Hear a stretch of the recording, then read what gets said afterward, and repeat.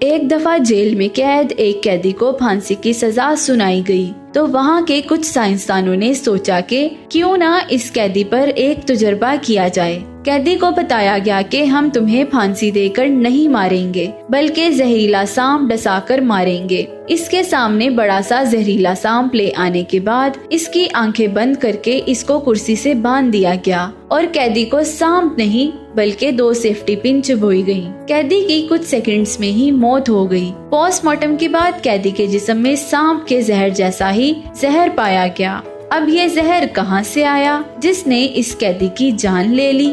وہ زہر اس کے جسم نے ہی صدمے سے جاری کیا تھا۔ ہمارے ہر عمل سے مثبت یا منفی توانائی بنتی ہے اور وہ ہمارے جسم میں اسی کے مطابق ہارمونز تیار کرتی ہے۔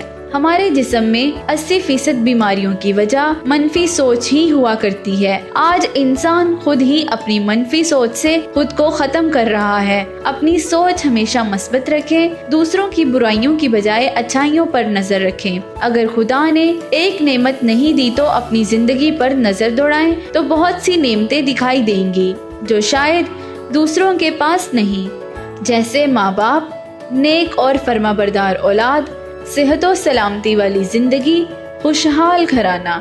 محرومیوں کے بجائے اللہ کی عطاؤں پر نظر رکھیں۔ اگر سوچ مثبت ہو جائے تو زندگی میں مایوسی جنم نہیں لے سکتی۔ مثبت سوچ بھی اللہ کی نعمت ہے۔ زندگی خوبصورت ہے، اس کو مزید خوبصورت اور خوشحال بنانے کے لیے ہمیشہ خوش رہیں، جاگتی آنکھوں سے خواب دیکھیں اور خوب محنت کر کے اپنے خوابوں کو حقیقت بنائیں۔